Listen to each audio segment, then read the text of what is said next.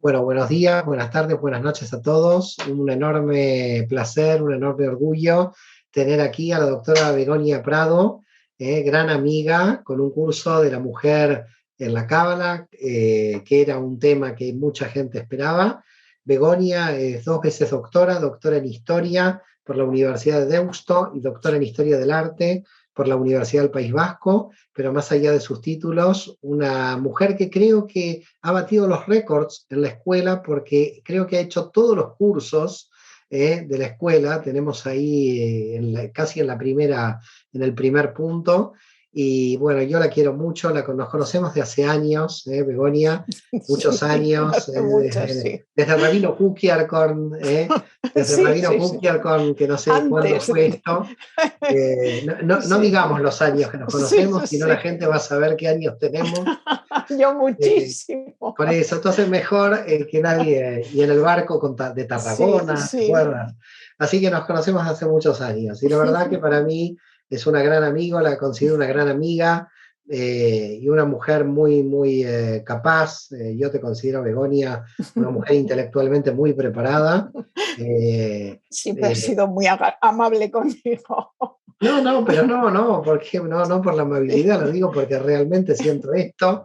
Y bueno, preséntate cómo llegaste a la Cábala, si puedes hacer una Bueno, síntesis sí, de lo esto. único, soy licenciada por la Universidad de Deusto y doctora por la universidad. Ok, No, no tengo bueno, dos doctorados, No, pero no, bueno, perdón, eres ¿cómo llegué licenciada a y la doctora. Cábala? Bueno, eh, bueno, hay un momento en que sentí la necesidad de profundizar, de estudiar judaísmo.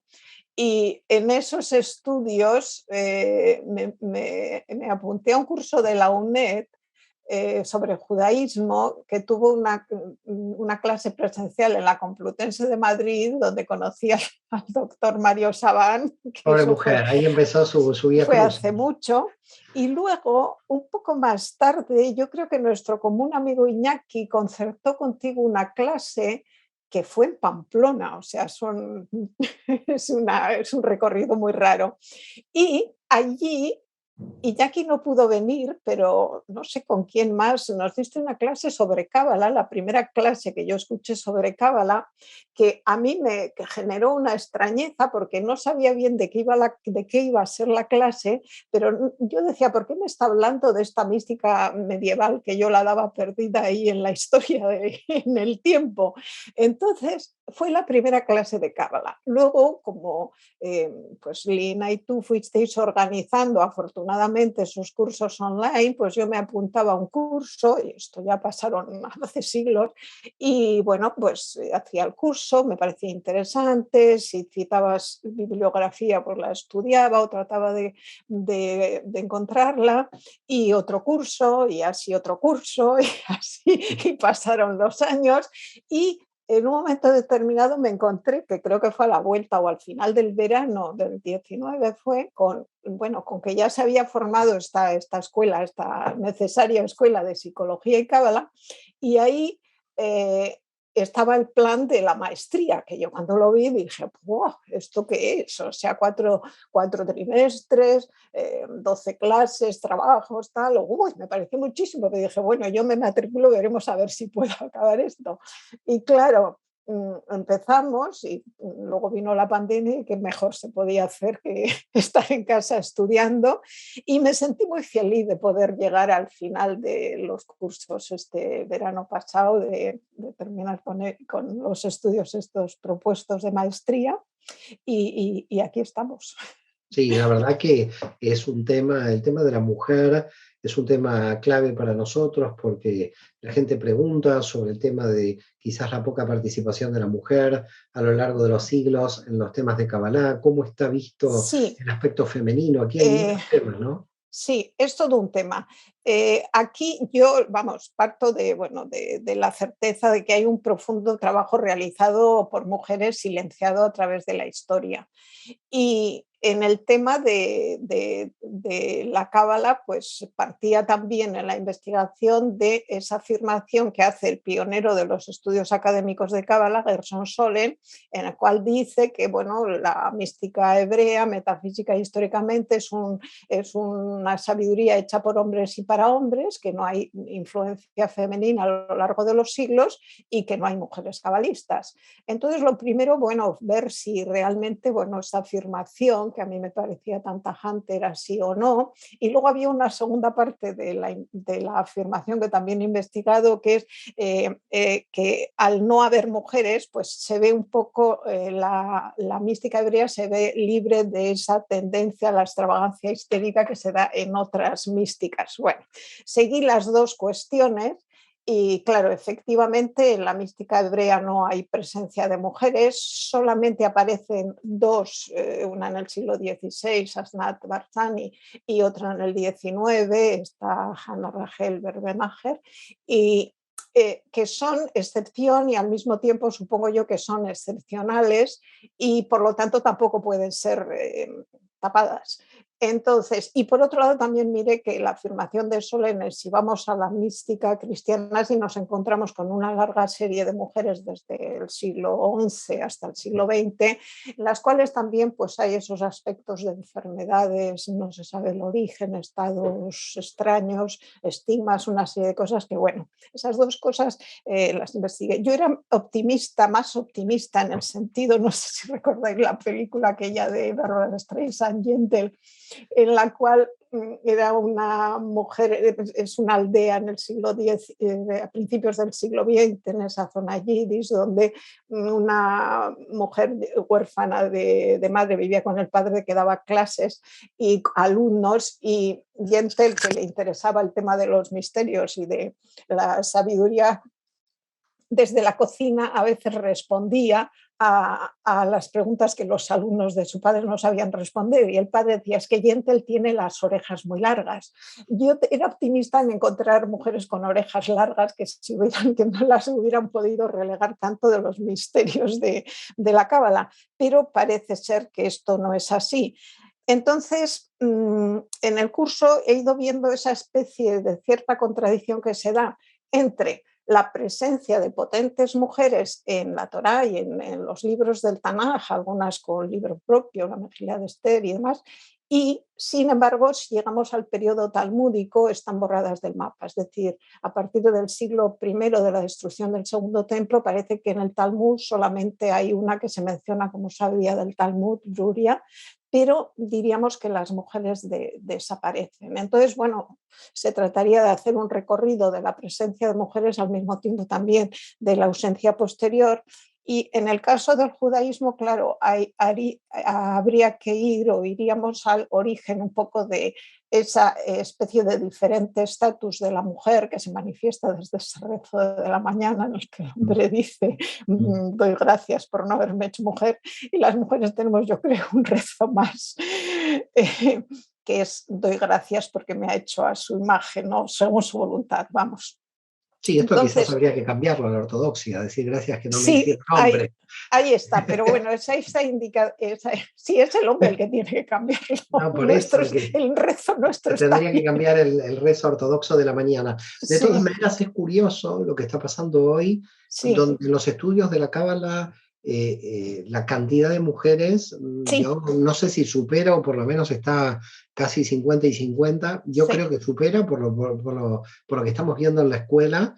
sí. Nosotros no llamamos a las maestras de los cursos o los maestros de los cursos en cuanto al género, porque el que sabe un tema de alguna manera lo convocamos a la escuela, y lo que estamos viendo es una cantidad de mujeres muy comprometidas, fíjate, ¿no? Sí, Linda Sazón, Annette Pierre, Esther Kaufman, bueno, Dalia Sigman, Verónica Yankelevich.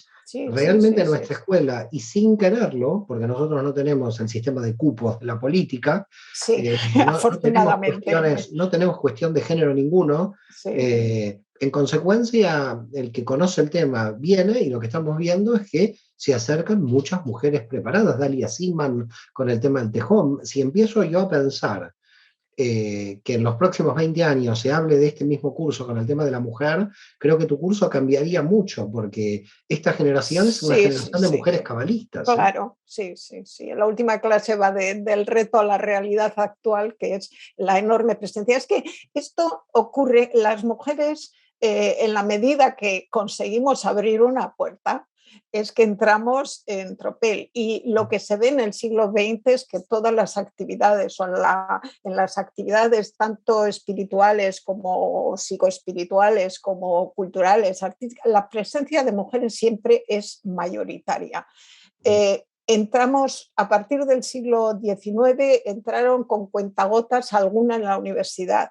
Hoy nos encontramos, por ejemplo, en la Universidad Española, que la mayoría hay mayoría de mujeres, hay mayoría de licenciadas mujeres, hay mayoría de doctorados mujeres. Es decir, que estas etapas que marcó o estableció Isaac Luria, porque claro, las mujeres hemos estado fuera de la cábala, pero diríamos que los cabalistas, como se puede ver en ese libro tan interesante de esa mujer cabalista, también Sarah y Judith Snyder, de lo masculino y lo femenino en los escritos cabalísticos, pues ahí vemos que los cabalistas han dado una serie de explicaciones a lo largo de diferentes épocas acerca de este proceso de elevación de la mujer.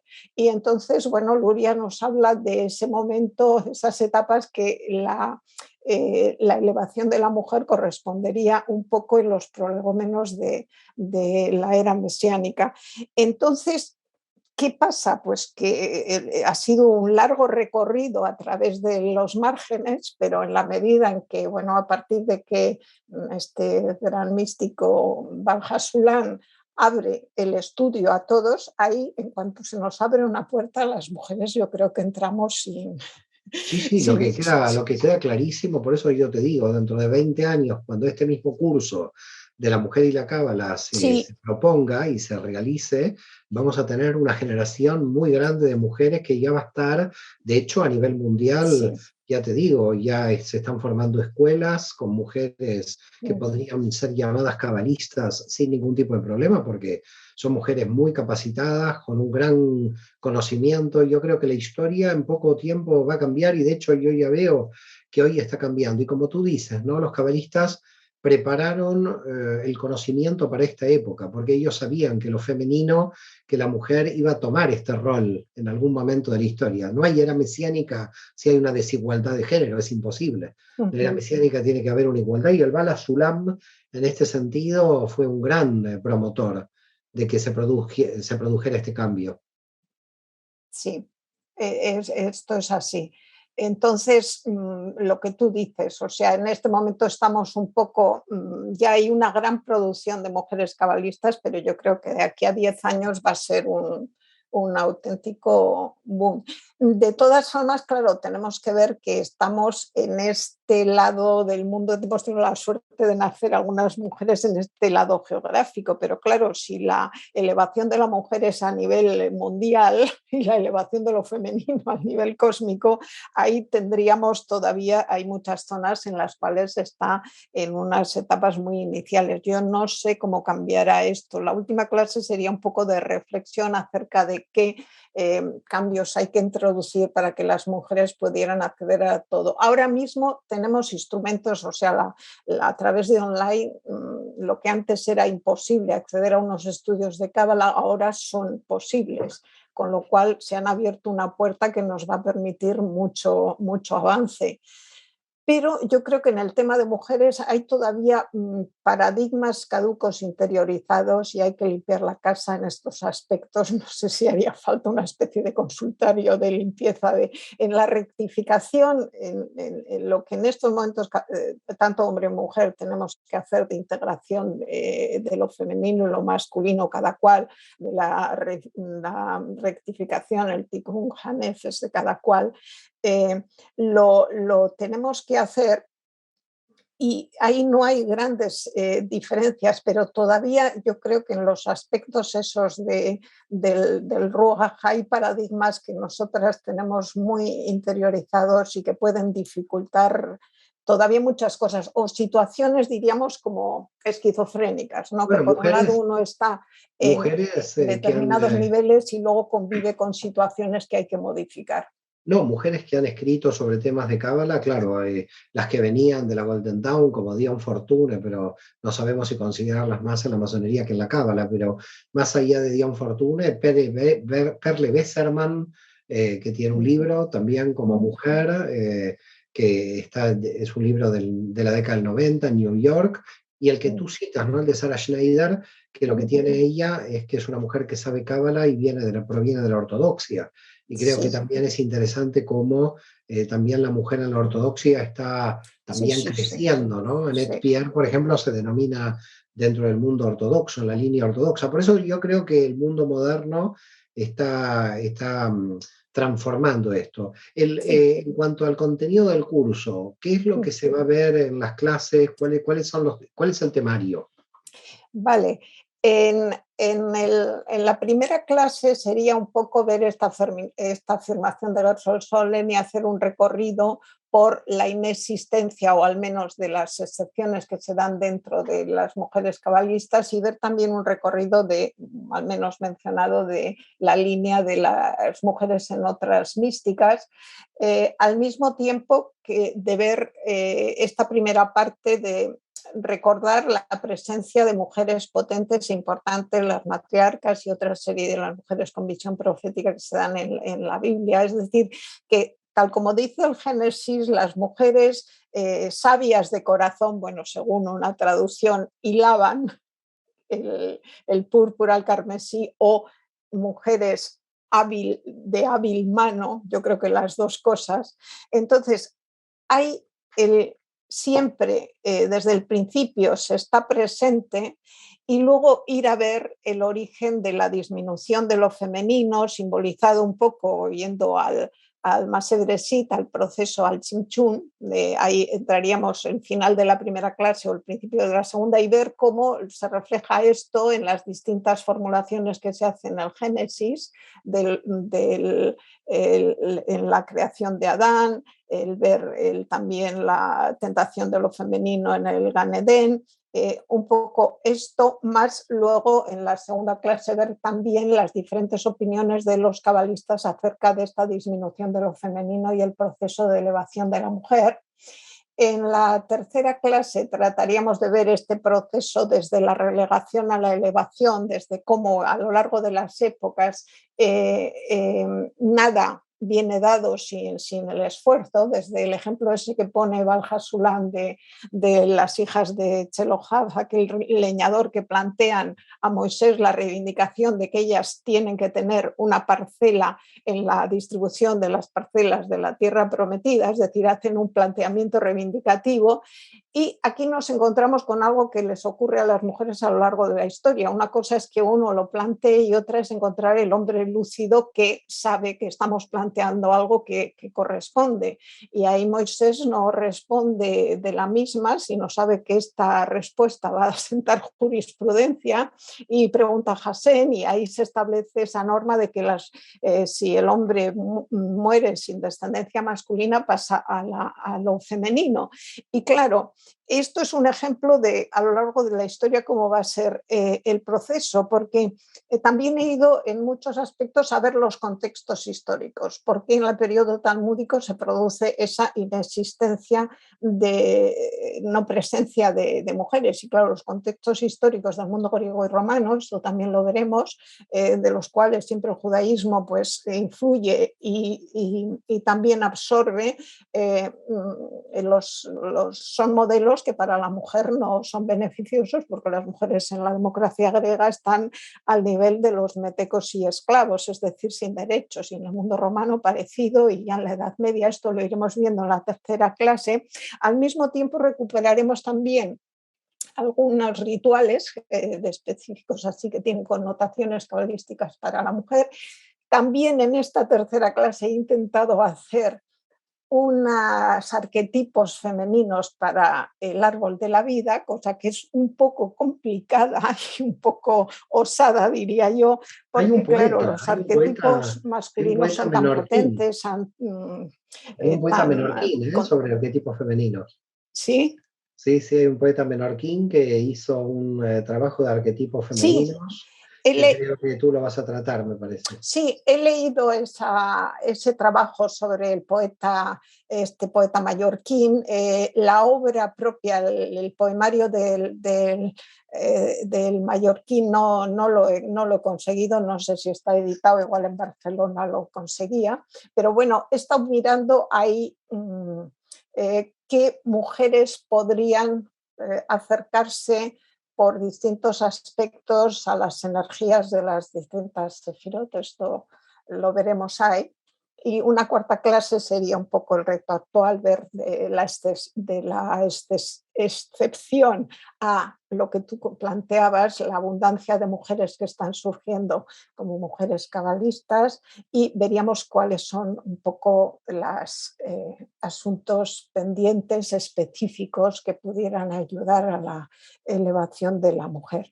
Aquí hay, y yo me planteo una pregunta viendo todo este asunto, ¿cuánta parte tiene que ver con la necesaria elevación de lo femenino desde el punto de vista cósmico y cuánta parte de la marginación tiene que ver con errores de pensamiento, bien sea de filósofos o de hombres con poder a lo largo de la historia, que han relegado innecesariamente a las mujeres? Bueno, yo creo que es un curso que tenía que llegar porque es importantísimo este rol de la mujer, que realmente yo te reitero, creo que esto va a ser de aquí a 10 años o 20 años un curso diferente, Sí, sí, porque sí. ya estamos viendo de que las Sí. mujeres están participando. Pero la reflexión sobre el tema de qué pasó con la disminución de lo femenino en los escritos de Luria, todo esto yo creo que da lugar a la reflexión de que los cabalistas intuían de que esto iba a cambiar antes de llegar a la era mesiánica. Y de Sí. hecho, si el rol de la mujer está cambiando, parece ser que se acelera la llegada de la era mesiánica. No sé si con Mesías o sin Mesías, eso no es un tema Sí, que a mí sí, que me llame la atención, pero de que la mujer está, como tú bien dices, en todas las áreas del conocimiento, sí, participando en todas las áreas, la Kabbalah no podía quedar relegada de esa apertura. Y como tú bien dices, también le debemos al Bala Sulam la gran apertura a las mujeres sí, sí, y a la gente no judía, a la Cábala en general, ¿no? Que se ha hecho sí, sí, sí, universal a sí. partir del Bala Sulam, al que le debemos la expansión de la Cábala. Bueno, Bala Sulam y a Gershom Scholem. Yo creo que ambos han sido los artífices de que la Cábala se haya universalizado. Sí, y además Gerson Solen se ve que ya en la generación de siguientes investigadores que trabajan con Solen y que ahí siguen, bueno, estamos Seidel, que es bueno, pero también está Rachel Elior, también está Rapoport Albert, que ha fallecido, yo creo que investiga a la mujer en el hasidismo, estoy esperando ese libro. Entonces, yo creo que ahí sí, lo que tú dices, son pioneros en la apertura y en cuanto nos dan paso, entramos. Sí, sí, así, así. Raquel Elior está haciendo un trabajo increíble, es una contemporánea nuestra en la Universidad Hebrea de Jerusalén, que está en actividad con trabajos que se están traduciendo, escritos en hebreo y en inglés en las redes, que Sí, también tenemos que recomendar como bibliografía. Tú recomendarás bibliografía, ¿no? Para aquellas personas que quieran sí, sí, profundizar. sí, sí. Yo he hecho una relación, bueno, está eh, aquella, bueno, la conexión con esa lista de mujeres cabalistas que hiciste tú a raíz de una pregunta, creo, en una clase, que hay un montón de mujeres. He intentado buscar cuáles de ellas la bibliografía estaba accesible y la propondré. Entonces, hay lo que tú dices, y en esto yo creo que en poco tiempo las cosas van a ir cambiando. O sea, el curso este tiene más de recorridos, del recorrido ya realizado, pero enseguida va a haber como una apertura a esa influencia femenina que no se ha dado, pero va a estar muy presente, ya está muy presente desde finales del siglo XX y sobre todo en este siglo XXI.